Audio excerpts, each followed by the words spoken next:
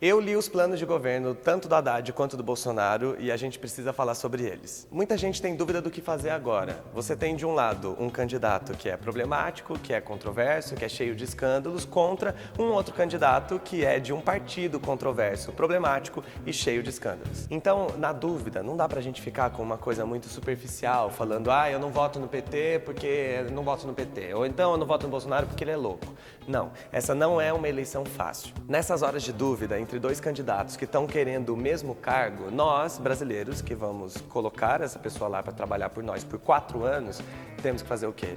Olhar o currículo. Nesse caso, as propostas, o plano de governo. O que eu vi de propostas? Os dois planos de governo são bem diferentes, têm estruturas diferentes, porém com algumas coisas parecidas. Por exemplo, os dois falam que o Brasil está um caos. Porém, o Bolsonaro culpa o PT, enquanto o Haddad culpa o Temer. Nas propostas, os dois pretendem combater a corrupção, ambos defendem as Forças Armadas, ambos têm ótimas coisas para a saúde, como, por exemplo, melhorar o SUS, enfim. Mas, em alguns temas, as propostas são bem diferentes. Na área da segurança, por exemplo, os dois discordam sobre o porte de armas. E enquanto Haddad fala sobre a valorização do policial, o Bolsonaro fala sobre a tal da excludente de licitude, que basicamente é não deixar que um policial responda criminalmente caso ele mate alguém em serviço.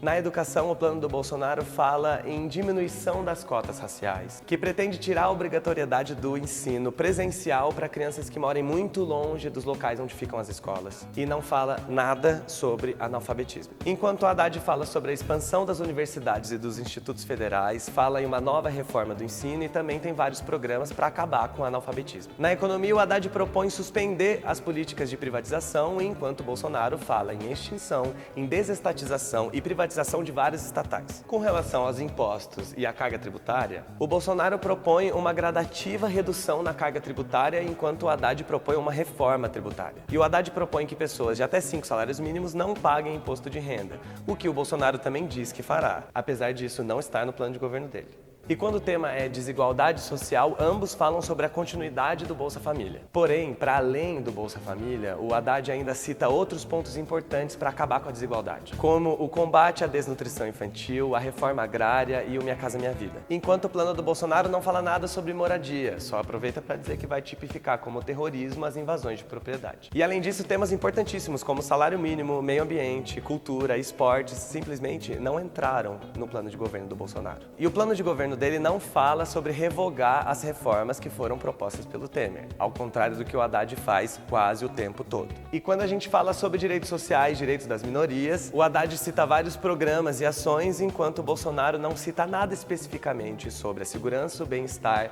das mulheres, dos portadores de deficiência, dos idosos, dos negros e, claro, como eu já esperava, dos LGBTs. O que eu vi nesses dois planos de governo? Uma diferença imensa, principalmente pela quantidade de propostas. Enquanto o plano do Haddad é completo, cheio de problematizações e muitas ações para poder resolver cada questão, o plano do Bolsonaro é raso, é cheio de frases feitas, muita problematização e quando chega na hora de dizer como vai solucionar esses problemas, ele fala, a gente tem que solucionar. Mas não é para isso que você quer voto? Como é que você vai fazer isso? Quando eu comecei a ler os planos de governo, eu esperava encontrar propostas para poder julgar os dois futuros governos para além do antipetismo e do ele não. Você pode até gostar de um candidato, mas na hora de defender ele, a gente precisa usar o quê?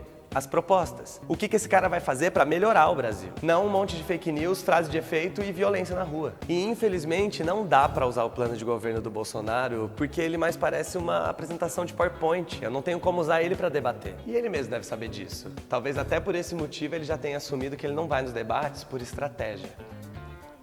E qual que é essa estratégia? É não ter plano de governo? É não ter proposta? É essa estratégia? Então cabe a nós, brasileiros, não deixarmos que essa estratégia funcione.